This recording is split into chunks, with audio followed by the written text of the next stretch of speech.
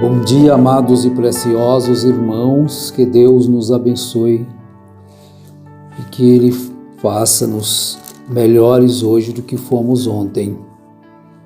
Eu preciso melhorar. Eu preciso de Deus para fazer isto em mim.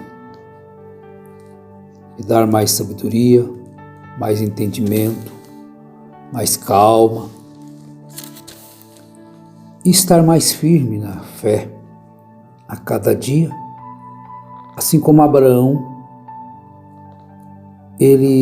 cada dia que passava, mais firme ele ficava, firme nas promessas de Deus.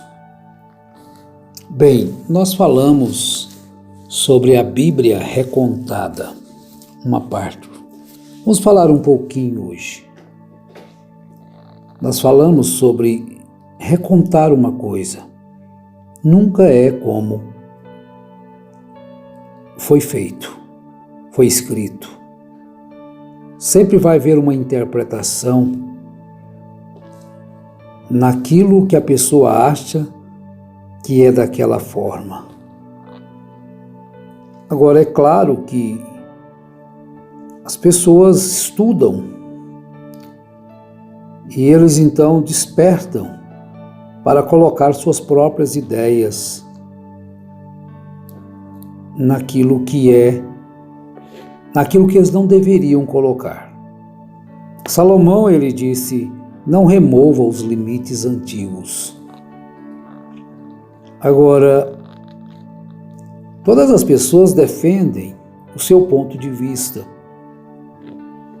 E às vezes aquilo pode entristecer o outro lado. Mas vejam bem, nós não queremos aqui falar contra pessoas. Não é contra o pastor fulano, ou o bispo fulano, não. Nós estamos pregando a Bíblia sem interpretá-la. Agora, tem pessoas que acham que podem interpretar a Bíblia. Bom, se ele acha, ele não é meu inimigo porque ele faz isto. Nem eu sou inimigo dele, eu espero que não seja. Mas eu vou permanecer pregando a Bíblia como ela é. Ela está escrita. Quando Paulo escreveu a Timóteo, que era seu discípulo, ele diz assim: procura apresentar-te a Deus aprovado como obreiro que não tem de que se envergonhar, que maneja bem a palavra da verdade. Evita igualmente os falatórios inúteis e profanos, pois os que deles usam passarão a impiedade ainda maior. Além disso, a linguagem deles corrói como câncer. Vejam que é duro, né? Às vezes a discussão e o bate-papo, contendas de palavras, elas podem provocar ira. Devemos evitar isto, provocar ira, mas às vezes é impossível. Paulo disse: enquanto estiveres em vós, tende paz com todos os homens. Mas nós não vamos deixar de expor o que cremos para que as pessoas tenham paz conosco. Vocês podem perceber que sempre houve pessoas que discordaram de Pedro, discordaram de Paulo, discordaram de Jesus. Estão vendo? Agora, quanto à interpretação da Bíblia, lá no tempo de Paulo já tinha gente que fazia isso. Ele, falando aqui de Himeneu e Fileto, ele diz: estes se desviaram da verdade, assegurando, asseverando, afirmando que a ressurreição já se tinha realizado. Mesmo as pessoas vendo que a ressurreição não tinha acontecido, eles perverteram a fé de alguns. Então nós estávamos num sistema dizendo que o sétimo anjo tocou a trombeta. Bom, hoje nós sabemos que ele não tocou. Mas antes não sabíamos, críamos e pregávamos que ele tinha tocado. De que um homem só era Elias, era o precursor da segunda vinda de Jesus. Se Jesus precisa de precursor para vir? Claro que não, ele precisou da primeira vez. Que ele é sétimo anjo, que ele é o anjo da igreja de Laodiceia, que nós estamos na era de Laodiceia, essas eras todas, então nós ficamos naquilo. Mas hoje nós vimos que não tem eras, tem igreja local na Ásia. E que Jesus não precisa de um precursor. E que sétimo anjo não tocou. Tudo bem, os que permanecem lá, eu não me tornei inimigos de nenhum deles. Eles se tornaram meus inimigos, viram as costas, bloquearam o telefone. Mas quanto a mim, meu coração é aberto e eu não tenho nada contra ninguém. Mas naquele tempo também eles estavam já pregando que a ressurreição já tinha acontecido. Mas em Paulo então conclui: entretanto, o firme fundamento de Deus permanece tendo este selo: o Senhor conhece os que lhe pertencem. Então vejam bem, quando alguém diz para mim que a Santa Ceia, às vezes é o costume falar a Santa Ceia, mas nós falamos a ceia do Senhor corretamente, dizendo assim, tenho que me corrigir. Agora, que aquilo, quando nós tomamos a ceia, nós estamos crucificando a Cristo outra vez. Não, nós estamos crucificando a Cristo quando nós transgredimos a sua palavra. A ceia é um memorial, é um cerimonial, um memorial, na qual os servos de Cristo participam do pão e do vinho. As pessoas dizem, não, mas a Páscoa dos judeus é uma. Correto. Nós tomamos como símbolo. Jesus não tem que morrer todas as vezes que nós vamos tomar a ceia. Os judeus não compreenderam a linguagem, pensando que eles tinham que comer a carne física de Jesus, porque Jesus diz em João capítulo 6, 48, eu sou o pão da vida, vossos pais comeram maná no deserto e morreram. Este é o pão que desceu do céu para que todo o que dele comer não pereça. Eu sou o pão vivo que desceu do céu, se alguém dele comer, viverá eternamente. E o pão que eu darei pela vida do mundo é a minha carne. Então os judeus disputavam entre si, dizendo, como pode este dar-nos comer a sua própria carne? Respondeu-lhe Jesus, em verdade vos digo, se não comerdes a carne do Filho do Homem e não beberdes o seu sangue, não tendes vida em vós mesmos. Quem comer a minha carne e beber o meu sangue tem a vida eterna, e eu ressuscitarei no último dia. Quer dizer, o último dia não chegou, porque os que morreram estão mortos até hoje, sepultados. Ou a ressurreição é apenas espiritual? Ou nós não teremos um corpo semelhante ao de Jesus, conforme Paulo escreveu aos Filipenses? Pois a minha carne é verdadeira comida, e o meu sangue é verdadeira bebida.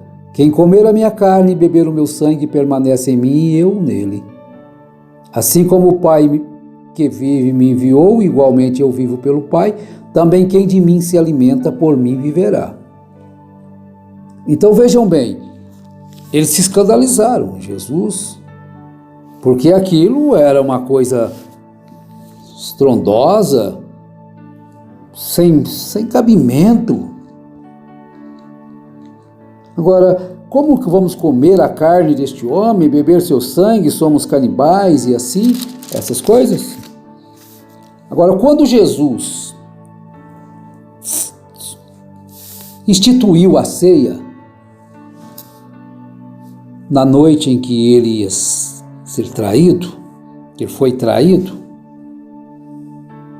por isso é que Paulo escreveu aos Coríntios, ele notificou isso sobre a ceia.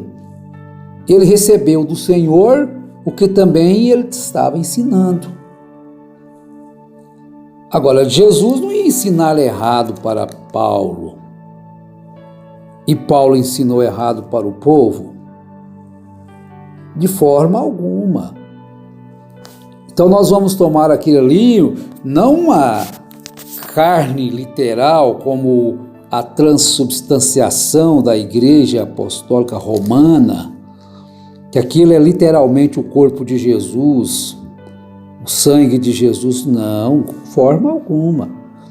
Aquilo é um ato memorial, cerimonial, para lembrar aquilo que aconteceu. A ceia do Senhor tem uma referência ao passado, à morte de Jesus. E tem uma referência presente, à nossa participação corporativa em Cristo mediante a fé. E tem uma referência futura, pelo fato de ser uma garantia da sua segunda vinda. Quer dizer, agora, se você não crê nisto, você crê que Jesus já veio e você nem percebeu. Se Jesus já veio, o que nós temos que pregar mais? Nós temos que convidar as pessoas a se arrependerem, porque se não tem mais pecado na terra, para arrepender de quê? Porque o que separa o homem de Deus é o pecado. O que leva o homem à morte é o pecado. Se não tem mais pecado, então as pessoas não poderiam mais morrer. Então há uma mistura, uma confusão. Porque quando não tinha pecado, não tinha morte. Desde que existe morte, existe pecado. O pecado está aí. Então, se uma criança nasce e morre, ela morreu por consequência do pecado. Mas esse pecado é o que Jesus tirou de todos os seres humanos automáticos. Antes dele tomar a idade da consciência, ele morre e ele é salvo com Cristo. Agora, depois que ele tem consciência, sabe o que é certo, o que é errado e escolhe fazer o errado, é com ele. Aí é problema dele. Ele está fazendo porque ele quer. Então a ceia, muitas vezes, ela serve para encorajamento, para ânimo do fiel em sua caminhada diária, através da palavra. Então, é isto. Então, nós encontramos que às vezes as pessoas misturam isto. Então, não pode mais ter santa ceia, ou ceia, a ceia do Senhor. Porque isso aí é apenas tradição. Não, não é apenas tradição, é o mandamento. Porque Jesus, quando diz até que eu venha, então aí eles têm que dizer que Jesus já veio no ano 70.